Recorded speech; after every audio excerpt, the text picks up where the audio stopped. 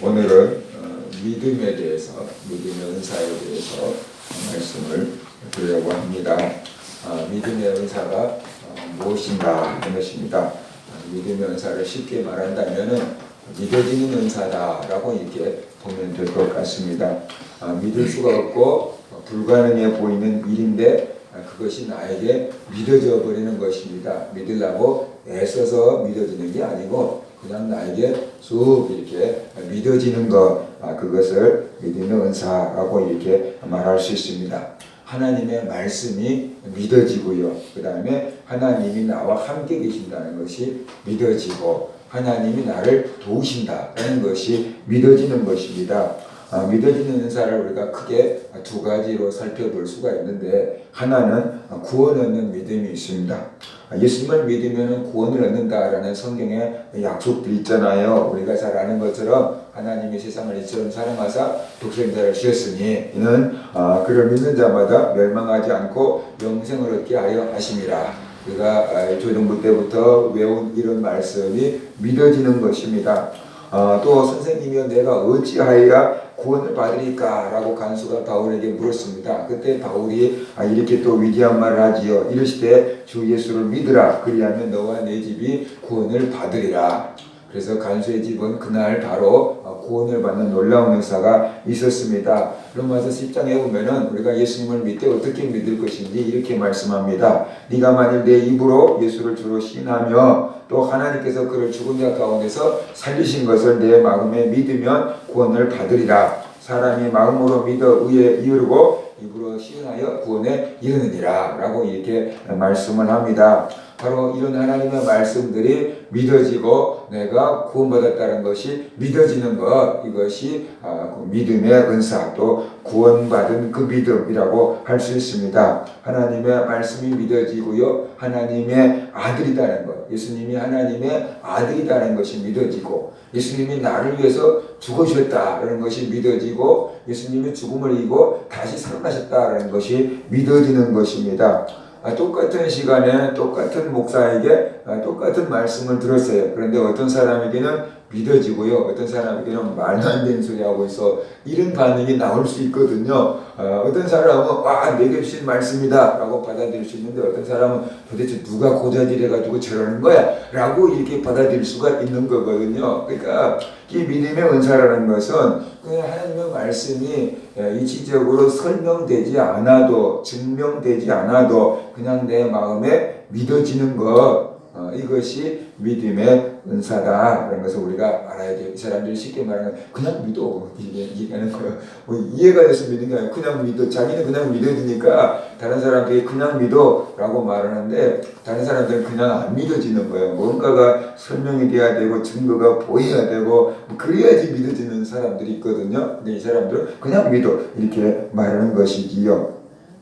예수님을 믿고 구원 얻는 것도 이 은혜예요. 이것도 은사예요. 왜냐하면 이것도 하나님의 선물이기 때문에 그래요. 에베소 2장 8절에 보면은 너희는 그 은혜에 의하여 믿음으로 말미암아 구원을 받았느니 이것이 너희에게서 난 것이 아니요 하나님의 선물이다. 그래서 은사라는 것은 선물이다라는 뜻이잖아요. 그러니까 이것도 선물이다라고 이렇게 말씀을 하고 있는 것입니다. 그러니까 이 믿음도 굉장히 중요한 거예요. 내가 예수를 믿고 구원 얻는 그 믿음이 최고로 중요한 거잖아요. 요거 빼고 다른 것은 있을 수가 없잖아요. 예수 믿고 구원 얻는 믿음 빼고 다른 믿음이 있을 수가 없고, 있다고 그래봤자 그것은 지옥 가는 거라면 소용없는 것이 되어버리게 되는 거죠. 그래서 무시하기 쉬운데 예수 믿고 구원 얻는 이 믿음의 은사도 이것도 굉장히 중요한 거다, 아주 소중한 거다라는 것을 우리가 알아야 돼요. 하지만 고린도전서 12장에서 말씀하고 있는 그 믿음의 은사는 이런 믿음이 아니에요. 그것은 이 믿음, 은사로서의 믿음인 것입니다. 은사로서의 믿음. 어떤 특별한 일에 대한 큰 믿음이 생기는 은사를 말하고 있어요. 어떠한 일에 대해서 갑자기 믿음이 생기는 거예요. 산을 옮길 만한 믿음이다 라고 사람들은 표현해요. 예수님은 산을 옮길 만한 믿음에 대해서 이렇게 말씀을 하셨어요. 이때 제자들이 조용히 예수께 나와 이르되 우리는 어찌하여 쫓아내지 못하였나이까? 이르시되 너희 믿음이 작은 까닭이니라. 진실로 너에게 이르노니 만일 너에게 믿음이 겨자씨 하늘만큼만 있어도 이 산을 명하여 저리로 옮겨지라 하면 옮겨질 것이요 또 너희가 못할 것이 없으리라. 그러니까 이 사람들은 이거요. 이 산이 여기가 있는데 이 산이 저쪽으로 옮겨질 거다라고 믿어진다는 거예요. 우리는 이게 믿어지겠어요? 이 산이 여기가 있는데 산이 저쪽으로 가. 그래서 산이 저쪽으로 피해갈 거라고 믿어지겠어요? 우리는 안 믿어지잖아요. 근데 그 사람들은 여기 믿어진다는 거예요. 그래서 매일 가서 이 산 안으로 저쪽으로 가라고 계속 기도를 했는데 어느 날 포크레인이 와서 길을 뚫면서 다 이렇게 산을 옮기더래잖아요. 그 사람들이 그런 것을 믿음으로 보는 거예요. 근데 보통 사람들은 아이고 말도 안 되는 것을 왜? 라고 이렇게 생각한다는 것이죠. 고린도전서에서 말씀하신 믿음의 은사는 쉽게 말하면 믿음으로 어려움을 이겨내는 은사다 라고 이렇게 보면 되겠습니다. 우리가 살다가 하면 어려운 환경, 큰 어려움을 닥치는데 그것은 믿음으로 이 사람들은 이겨내버리는 거예요. 믿음으로 이겨낼 수 있다고 믿어지는 거예요. 이게. 그래서 구원 얻는 믿음이 아니고 믿음으로 승리하며 사는 그 믿음, 그것을 믿음의 은사다라고 이렇게 표현할 수가 있습니다.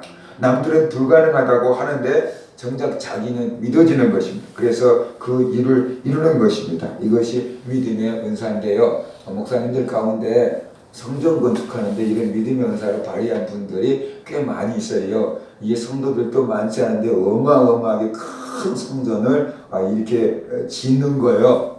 남들은 다 안 된다고 불가능하다고 그러는데 정작 본인만 믿어지는 거예요. 그러니까 얼마나 힘든 일이 많겠어요. 얼마 안 되는 성도들이 다 떠나가고 막 그런데 정작 본인은 된다고 하는 거예요. 그래서 결국 성도들은 없는데 큰 교회를 이렇게 지어놓은 사람들이 있어요. 그리고 또 나중에 이제 또 지어놓으니까 성도들이 들어와서 그 자리를 채운 그런 성도들이 있어요. 그런데 이제 그 믿음이 없는 사람들은 우리 성도가 이 정도니까 이 정도만 이렇게 들어올 수 있게끔 짓자 그러고 지났는데 가서 성도들이 계속 들어오는 거예요. 그러니까는 이게 교회가 좁아서 금방 좁아져서 또 허물고 또 지어야 되고 허물고 또 지어야 되니까 건축 비용이 막 더블로 들어가는 거죠. 제차 또 들어가고 또 들어가고 한꺼번에 했으면 얼마 안 들어가도 되는데 또 증축하고 또 증축하고 막 하니까 막 옛날보다 훨씬 더 많은 이렇게 돈이 들어가는 것이죠. 그래서 믿음의 은사를 가진 사람들은 목사님들 중에서는 생각도 못한 그런 큰 일을 이루는 사람들이 많이 있습니다. 성경을 보면은 여호수아와 갈렙 같은 사람들이 믿음의 은사를 가졌다라고 볼 수 있어요. 모세가 12명의 정탐꾼을 가나안 땅에 파견하잖아요. 그래서 가나안 땅을 구경하고 와서 우리가 어떻게 정복할지를 보고하라 라는 것이었어요. 근데 40일 동안 가나안 땅을 정복하고 돌아왔어요. 분명히 그들은 똑같은 곳에 가서 똑같은 것을 보고 돌아왔어요. 그런데 10명의 정탐꾼들이 와서 보고를 합니다. 우리는 그들을 정복할 수 없습니다. 그러면서 가나안 땅을 정복할 수 없다고 하는 이유를 대지요. 그들은 거인입니다. 우리는 메뚜기만 밖에 안 됩니다. 그들은 철병과 오늘날로 말하면 핵무기를 가지고 있습니다. 근데 우리는 뭐 소총밖에 없잖아요. 그러니까 못 이깁니다. 그들은 튼튼한 성 안에 거하고 있습니다. 성문 딱 닫아버리면 아무도 못 들어갑니다. 그러니까 우리가 그들을 이길 수가 없습니다. 라고 이렇게 이 정복할 수 없다는 그런 불가능한 이야기들을 하게 되는 거죠. 그런데 똑같은 것을 보고 온 이 여호수아와 갈렙은 아닙니다. 우리는 그들을 이길 수 있습니다. 우리는 그들을 정복할 수 있습니다. 바로 정복하러 갑시다. 너무 좋은 땅입니다. 이렇게 보고를 해요. 다른 데 갔다 온 게 아니고 똑같은 데 갔다 왔는데 전혀 다른 보고를 하잖아요. 그러면은 여호수아와 갈렙은 가나안 땅을 정복할 수 있다라고 말한 근거가 어디 있느냐라는 것이죠. 그들이 이렇게 말해요. 그들의 신은 이 가나안 백성들이 섬기는 신은 그들을 떠났고 여호와 우리 하나님은 우리와 함께 계십니다. 그러니까 우리가 능히 그들을 쫓아낼 수 있습니다. 라고 얘기를 하거든요. 근데 그들의 눈에 가나안 신들이 보였을까요? 이렇게 여러 가지 만들어 놓은 우상들은 보였을 거예요. 근데 그 우상을 보고 와서 그들의 신은 떠났다 그래요. 그들의 신이 가나안에 있는 신들이 가나안 땅에서 떠나간 게 여호수아와 갈렙 눈에는 보였을까요? 아니면 또 하나님은 우리와 함께 계신다 그래. 하나님이 자기들과 함께 계신다는 것이 눈에 보였을까요? 눈으로 보이지는 못했을 거예요. 근데 그들은 마음으로 본 거죠. 믿음으로 본 거예요. 그래서 가나안 신들은 그들에게서 떠나갔고 하나님은 우리와 함께 계시니까 우리가 이길 수가 있습니다 라는 거죠. 자기들이 이긴다는 게 아니에요. 누가 함께 하니까? 하나님이 함께 하시니까 이길 수가 있습니다 라고 이렇게 말했던 것이지요. 여호수아와 갈렙은 눈에 보이는 것만 보지 않았어요. 눈에 보이지 않는 것을 봤다는 거죠. 하나님이 함께 계신다는 것을 봤다는 거죠. 그렇기 때문에 가나안을 정복할 수 있다고 믿어진 것입니다. 그래서 바로 믿음의 은사를 가진 사람들은 이렇게 보통 사람들과 보는 게 달라요. 똑같은 것을 보는데 다른 걸 보는 거예요, 이 사람들이. 그러니까 우리는 이해가 안 돼. 똑같은 것을 보고 왔는데 왜 니 딴소리 하냐? 라고 하지만 분명히 현실적으로는 똑같은 걸 봤는데 이 사람들은 믿음의 눈으로 본 거예요. 그러니까 딴 게 보이는 것이지요. 다른 사람들은 안 믿어지는데 여호수아와 갈렙은 믿어졌어요. 애써서 믿으려고 그런 게 아니고요. 막 적극적인 사고를 막 끌어올려서 믿어지는 게 아니고요. 그냥 믿어졌어요. 하나님이 함께 계신다는 것이 믿어지니까 그냥 싹 믿어진 거예요. 그리고 그 믿음대로 여호수아와 갈렙은 80세가 넘어서 가나안 땅을 정복하고 그 땅에서 살다가 죽었어요. 할렐루야. 이게 얼마나 놀라운 일입니까? 그들의 믿음이 그들을 거기까지, 그러니까 가나안 땅을 정복할 수 있다는 그 믿음이 죽지 않게 만들어 놓은 거예요. 물론 하나님이 그 믿음을 보고 축복해서 죽지 않게 해줬지만 인간적으로 본다면 그런 꿈과 믿음과 소망이 있으니까 죽을 수가 없었던 거예요. 그래서 가나안 땅을 정복하고 그 땅에서 살다가 이렇게 하나님 앞에 가는 놀라운 복을 받은 것입니다. 이스라엘 역사 가운데 길이 남는 믿음의 사람들이 되었습니다. 이것이 바로 믿음의 은사입니다. 여호수아와 갈렙이 믿음의 은사를 가졌다라고 볼 수 있어요. 신약 성경에 보면은 빌립 집사가 믿음의 은사를 가진 것으로 볼 수 있습니다. 사도행전 8장에 보면은 빌립 집사의 한 일이 나와요. 그가 사마리아 성에 가서 복음을 전했어요. 근데 그 사마리아 성이라는 게 이상한 거예요. 남쪽 유다와 북쪽 이스라엘이 나눠져 있고 북쪽 이스라엘의 수도가 사마리아 성이었어요. 근데 북쪽 이스라엘 사람들은 원래 정통 유대인과 또 이방인 사람들, 외국 사람들이 거기 이주해 와서 살게끔 됐기 때문에 결혼을 했어요. 이방인들과 결혼해가지고 피가 섞였어요. 쉽게 말하면 혼혈. 그래서 남쪽에 유다에 있는 이스라엘 백성들 입장에서는 저것들은 혼혈아야. 그래서 정통 유대인이 아니고 이방인 취급을 했어요. 쟤들도 어차피 이방인이야. 하나님 백성 아니야 라고 취급을 하고 같이 밥도 안 먹고 같이 만나지도 않았어요. 그래서 사마리아로 통과하면은 금방 갈 수 있는 길도 사마리아를 피해서 비행기 둘러서 나 저런 이방인들 만나면 부정해지니까 만나지 않을 거야. 비행기 이렇게 돌아서 다녔어요. 예수님의 제자들 사도들도 사마리아 사람들이 예수님을 믿을 거라고는 생각지도 않았어요. 그런데 사도도 아닌 빌립 집사가 사마리아에 있는 사람들도 예수님을 믿으면 구원을 받을 수 있을 거라고 믿어진 거예요. 아무도 거기 가서 복음을 전하라고 얘기한 사람이 없어요. 사도들도 얘기하지 않았어요. 파송하지 않았어요. 그런데 빌립 집사가 사마리아에 가서 복음을 전해요. 그러니까 쉽게 말하면 이런 식이에요. 이스라엘들 입장에서는 이방인들은 개나 돼지로 취급을 했거든요. 그러니까 우리가 가가지고 저 개에게도 복음을 전하면 저것이 예수를 믿고 구원을 받을 거다.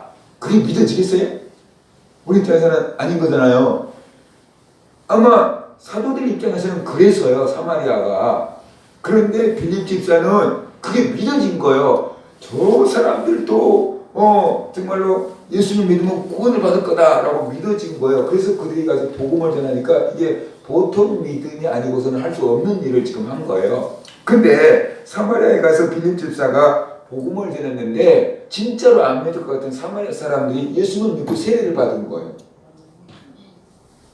그게 말도 안 되는 일이 벌어져 버렸어요. 그 사람들이 예수를 믿고 세례를 받았어요. 그러니까는 이게 활컥 뒤집힌 거죠. 그래가지고 예루살렘에 있는 사도들에게 연락을 한 거예요.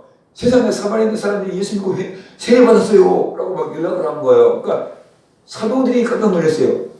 진짜? 그런 일이 있을 수 있을까?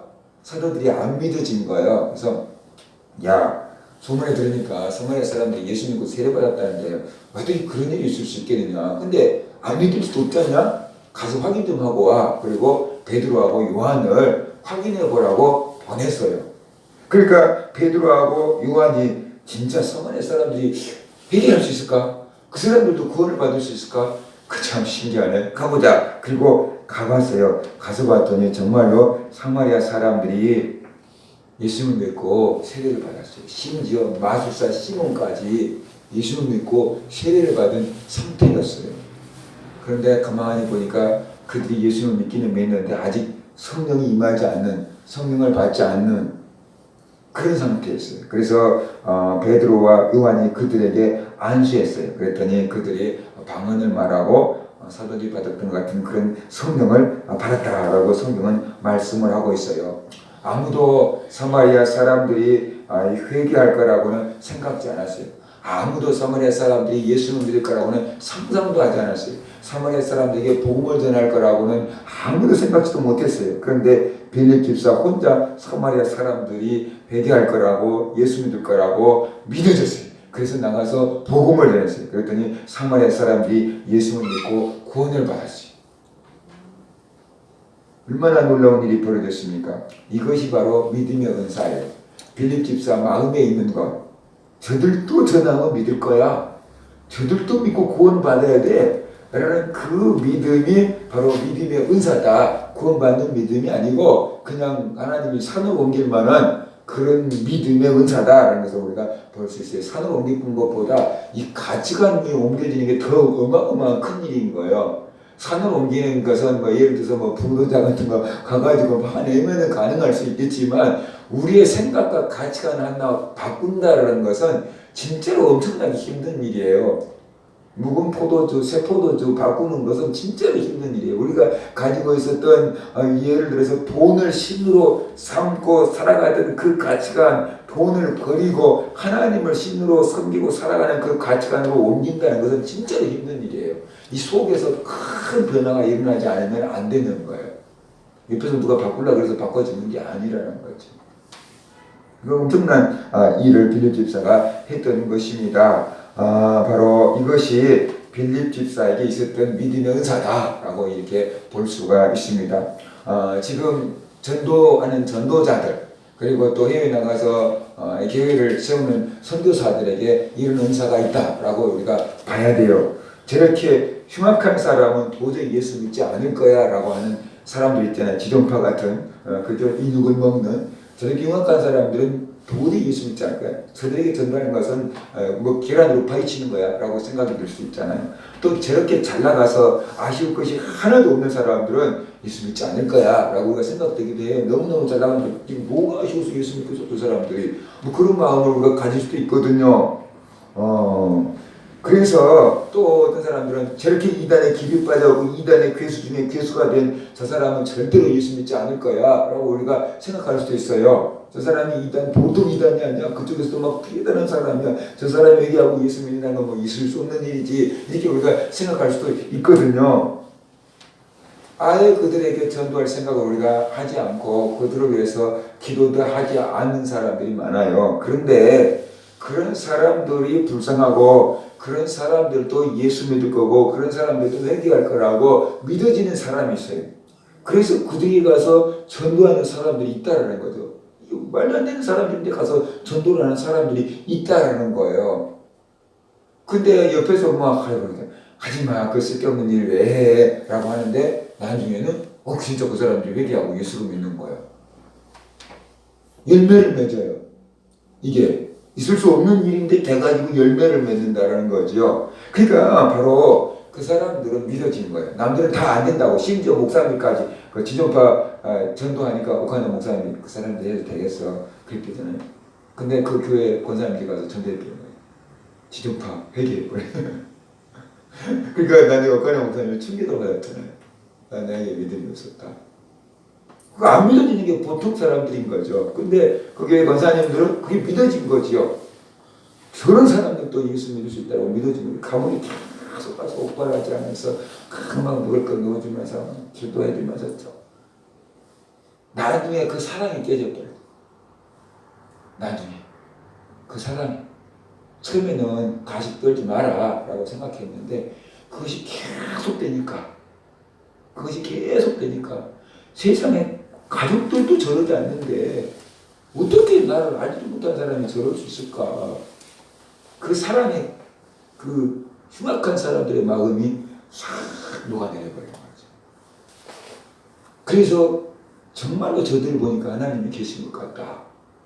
그래서 예수님이 고백한 거잖아요. 그죠?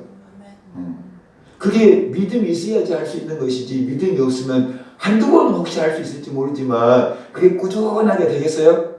에이, 제대로 해봐도 안 될 것 같아. 그래서 포기할 거 아니에요. 근데 그들은 믿어진 거예요. 그러니까는 오늘 안 돼도 또 가고, 오늘 안 돼도 또 가고, 남들이 가지 말라고 해도 또 가고, 왜냐하면 자기는 될 것 같이 믿어지니까. 그게 믿음의 은사인 거예요. 남들은 안 돼요. 근데 자기는 된다고 믿어져. 그게 믿음의 은사인 것입니다. 도저히 예수님을 받아들이지 않을 것 같은 그런 나라에 복음을 전하는 또 교회를 세우는 선교사님들 있잖아요. 선교사님들을 추방하고 선교사님들을 핍박하고 막 그런 죽이는 막 그런 나라에 가서 죽으면 죽을 거다라는 각오를 가지고 가서 복음을 전하고 교회를 세운 선교사들이 있잖아요. 그런 사람들이 바로 믿음의 은사를 가진 사람들인 것입니다. 누가 그것을 하려고 하겠어요? 근데 그들은 그 나라 국민들에 대한 사랑이 있어요. 내가 저들을 위해서 죽을 수도 있다라는 그 사랑이 있어요. 내가 죽어서 순교의 제물이 되면 그 다음에 이 땅에 교회가 세워질 거다라는 그런 순교의 피를 뿌릴 각오가 돼 있어요. 누가 돈을 줘서 시킨 것도 아니고 누가 억지로 몰아붙인 것도 아니에요. 그런데 그들 마음속에 그 나라를 향한, 그 민족을 향한 그 사랑이 막 샘솟아나요. 그러니까는 그 나라에서 죽기 위해서 그 나라에 간 것이죠. 죽어도 고국에 안 가고 우리나라 양마진에 묻힌 선교사들이 많이 있잖아요. 영국의 웨스트민스터 사원에 묻힌 것보다 이 조선 땅에 묻히게 너희를 소원한다. 그래서 그 소원대로 조선 땅에 묻힌 선교사들이 있잖아요. 자기가 태어나고 자라나는 고국보다 순교의 피를 자기를 핍박해서 죽이는 그 나라 그 백성들을 더 사랑하는 마음이 그들에게 있는 거예요. 그게 사람이 가질 수 있는 마음이 아니에요. 하나님이 심어놓은 그 마음인 거지요. 그래서 이 땅에 교회가 세워지고 또 다른 나라에도 교회가 세워지고 있는 거지요. 이것이 바로 믿음의 은사가 있기 때문에 가능한 거예요. 믿음의 은사가 없는 사람들이 왜 저렇게 사서 고생하나, 좀 잘 사는 나라에 가서 선교하면 될 텐데 왜 꼭 저런 나라에 가서 저 고생을 해? 이렇게 생각을 하는 건데 본인들 입장에서는 그게 아닌 거예요. 거기에 대한 믿음과 거기에 대한 사랑이 있기 때문에 그 일을 하는 거예요. 그러니까 그 마음을 받아보지 않는 사람은 알 수 없는 그것이 있는 것입니다. 믿음의 은사를 가진 사람들이 주의해야 될 점이 있어요. 하나님의 뜻과 자신의 야망을 행동하지 말아야 돼요. 세상 말로 하면은 객기 부리지 말아라는 거지요. 자기 객기로 시작해놓고 마음대로 안 된다고 원망하는 사람들이 있어요. 어떤 사람들은 어떤 큰 교회 목사님이 큰 교회를 일어났으니까 나도 저렇게 해볼 거야 라고 했다가 부도 맞아가지고 하나님이 왜 저 사람은 되는데 나는 안 돼요 라고 원망하는 사람이 있대잖아요. 객기 갖고 하면 안 되는 거예요. 믿음이 아닌 낙관적인 성격에서 나온 것을 믿음의 은사로서 그렇게 착각하면 안 되는 거예요.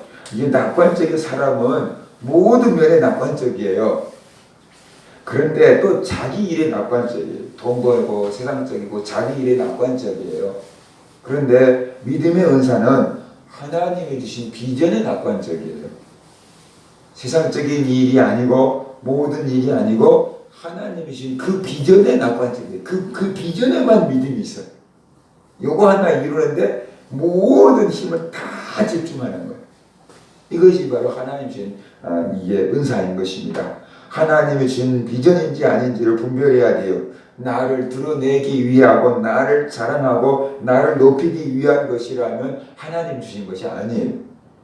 네가 하니까 나하고 못할 일이 없지 라고 하는 그런 경쟁심에서 나온 것도 하나님이 주신 것이 아니에요. 진정한 의도가 하나님의 영광을 드러내기 위한 것이어야 돼요. 똑같이 어려운 사람들을 도와주는 것일지라도 어떤 사람의 마음은 진짜로 불쌍하고 사랑으로 도와줄 수 있고 어떤 사람은 이것을 해서 많은 후원금을 모금해야지 라고 하는 마음에서 할 수 있어요. 근데 겉에서 보면은 똑같이 좋은 일을 해. 근데 그 마음은 달라요. 사람은 알 수 없지만 하나님은 알고 계신 것입니다. 그래서 숨은 의도가 중요해요. 숨은 의도가 하나님이 살아계심을 보여주기 위한 의도여야 돼요. 복음을 전하기 위한 것이어야 되고 죽은 영혼을 살리기 위한 동기여야만 되는 것입니다. 이것이 나의 낙관적인 것이 아니고 하나님이신 믿음의 은사가 작동되고 있는 거다. 이런 것을 우리가 알아야 됩니다. 그 다음에 초심을 잃지 말아야 돼요. 처음 은사를 구할 때 그 마음을 잃지 않아야 됩니다. 하나님의 영광을 위해서 사용하겠습니다. 교회와 성도들을 위해서 사용하겠습니다. 교만하지 않고 겸손하게 사용하겠습니다. 라고 해서 기도해서 받은 것들일 거예요. 이런 처음 마음들을 잃지 말아야만 된다는 것입니다. 사람들이 아쉬울 때는 하나님께 막 그렇게 기도해요. 근데 시간이 지나면 그 초심을 잃어버리게 되고 자기도 모르게 교만해져요. 근데 교만해지는 게 내가 교만해지려고 교만해지는 게 아니고 옆에서 자꾸 교만해지게끔 이렇게 해요. 당신은 성공하면 좋겠잖아요. 뭐 어떻게 이렇게 큰 일을 이뤘어요. 아이고 막 부럽습니다. 막 이렇게 막 옆에서 막 자꾸 막 이렇게 막 해요. 부추겨요. 그러니까 그런 말을 자꾸만 듣다가 처음에는 제가 뭐 한 거 있겠어요. 하나님이 한 것이죠. 라고 하는데 나중에 이제 좀 되면 그렇지 좀 큰 일을 하긴 했지. 나눠지니까 이랬지 아무나 할 수 있는 줄 알아? 이런 식 생각이 이제 슬금슬금 이렇게 들어와가지고 교만해져 버리는 거죠. 그치요? 그러니까 그러려고 그런 게 아닌데 그렇게 될 가능성이 굉장히 많다라는 것을 우리가 알아야만 됩니다. 큰 일을 이루고 나서 변질되면 안 돼요. 교만해지면 안 되고 자기가 이루어놓은 것으로 만족하지 말아야 돼. 이 믿음의 은사를 가진 사람들은 큰 일을 이루어놓거든요. 뮬러 같은 사람도 큰 막 이렇게 일을 이루어놓잖아요. 기관을 만들어요. 큰 기관을 만들어요. 근데 자기가 만들어낸 놀라운 업적을 가지고 만족하면 안 돼요. 이 사업으로 만족하면 안 된다는 거죠. 오직 예수로 만족해야만 된다는 거죠. 그래야지 안 무너져요. 이 사람들이. 우리가 이루어놓은 업적으로 만족하면 이 사람들은 교만해지고 무너져요. 그 다음에 초심을 잃어버려요. 근데 오직 예수로 만족할 때 이것은 아무것도 아니고 예수님을 위해서 살다가 보니까 그냥 된 거야. 그리고 예수를 추구하고 예수님으로 만족할 때 이 사람들은 무너지지 않고 계속 지탱해 나갈 수가 있게 되는 거다라는 것입니다. 그 다음에 믿음을 가지면 이런 유익이 있어요. 걱정하지 않아요. 믿음의 은사가 있는 사람들은 큰 일을 당해도 걱정하지 않아요. 예를 들어서 이런 거예요. 믿음의 은사가 있는 사람들은 어떤 일을 하다가 부도가 나도 걱정을 하지 않는 사람들이 있어요. 정말로 큰 건설업을 하다가 부도가 맞은 장로님을 봤어요. 그래서 그 장로님이 쫓기다 기도원에 들어와서 기도원에서 나랑 만나서 같이 방을 썼어요. 그런데 그 장로님이 그렇게 얘기했어요. 정말 이렇게 엄청난 큰 부도를 맞았습니다. 하나님이 하다가 이게 큰 부도를 맞았습니다. 자기 교회 수양반을 짓는데 호텔급으로 얼마나 자기가 진 거예요. 근데 이제 교회에서 헌금이 많이 안 나오고 뭐 그래서 여기저기에서 이제 부도가 났어요. 근데 부도가 났으니까 남편이 부도가 났지만 부인 입장에서는 같이 힘들까요? 뭐 그건 네 문제고 요건 나 문제다 이렇게 생각하겠어요. 같이 힘들어야 되잖아요. 근데 자기 부인 권사가 있는데 그 부인 권사의 믿음은 어마어마하대요. 그래서 그렇게 어마어마하게 부도를 맞고 남편이 이렇게 쫓겨다니고 눈 하나 깜짝하지 않는데요. 걱정하지 마 이 사람아, 내가 기도할 거니까 당신 기도원에 가서 있어. 그런데요. 근데 그 장로님이 그렇게 얘기했어요. 자기 사업이 이렇게 어마어마하게 커진 것도 다 부인 권사 기도 때문이다.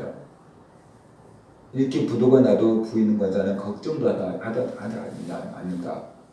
잘 될 거라고 나는 믿는다. 기도원에 와서 성경 읽고 가면 나는 다 풀린다. 그래서 여기 기도원에 와서 기도하기보다는 나는 성경 읽으려고 들어왔어요. 읽고 나면 다 풀릴 거예요.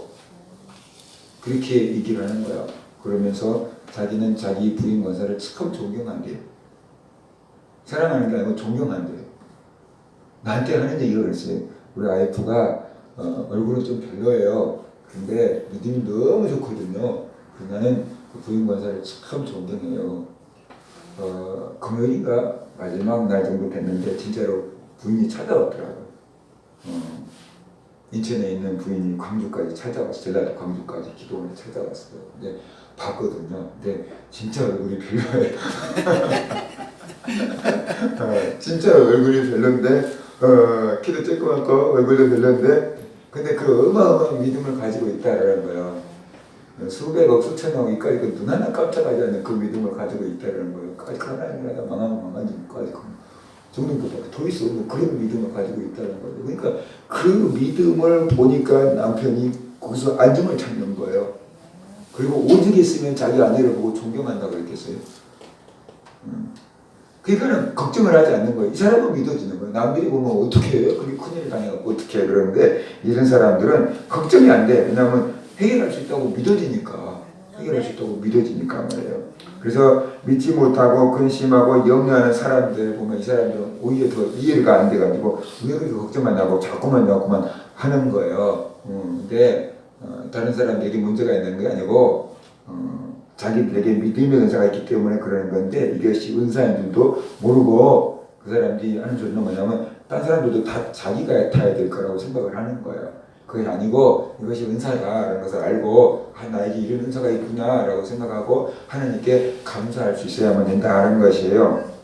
그 다음에 이런 사람들은 반드시 소원을 이루고 말아요. 예수님이 가버나움으로 가셨어요. 그때 유대인 장로들이 예수님을 찾아와서 부탁하지요. 이 유대인을 사랑하는 그 유대인들을 위해서 회당까지 지어준 로마 백부장이 있습니다. 근데 그가 사랑하는 종이 지금 병이 들어서 죽어가고 있습니다. 예수님이 오셔서 그 사람을 고쳐주었으면 좋겠습니다. 이 사람은 충분히 그럴 만한 좋은 사람입니다. 라고 이렇게 말했어요. 그래서 예수님께서 내가 가서 고쳐줄게. 같이 가자. 그리고 백부장 집으로 가고 있는데 백부장이 예수님 앞에 나왔어요. 그래가지고 말하기를 예수님같이 훌륭한 분을 어떻게 누추한 저희 집에 모실 수 있습니까? 도저히 그럴 수가 없습니다. 여기서 말씀하시면 내 하인이 나을 겁니다. 라고 얘기했어요. 그러면서 나는 군인입니다. 명령해 죽고 명령해 사는 군인입니다. 내 밑에 부하들이 있는데 내가 이것을 하라 그러면 하고 저것 해 그러면 뭐 구말 없이 바로 저것 합니다. 예수님이 나보다 훨씬 높으신 분입니다. 예수님이 여기서 명령만 하시면 우리 집에 있는 하인의 중풍병이 나을 걸 난 믿습니다. 말씀만 하십시오. 우리 집까지 유추한 곳까지 왕래하실 필요가 없습니다. 라고 이렇게 말했어요. 그 말을 듣고 예수님께서 너무너무 기뻐하시면서 이스라엘 중에서도 이만한 믿음을 만나보지 못했다라고 하면서 예수님이 칭찬하셨어요. 그리고 똑같은 이야기를 들어가고 있는 마태복음 8장에 보면은 예수님께서 이 백부장의 믿음을 보시고 이렇게 응답하셨어요. 가라, 내 믿음대로 될지어다. 따라합시다. 가라. 내 믿음대로 될지어다. 내 믿음대로 될지어다. 그러니까 이 백부장이 예수님의 말씀을 믿고 자기 집에 갔어요. 그랬더니 자기 집에서 누워서 죽어가고 있던 그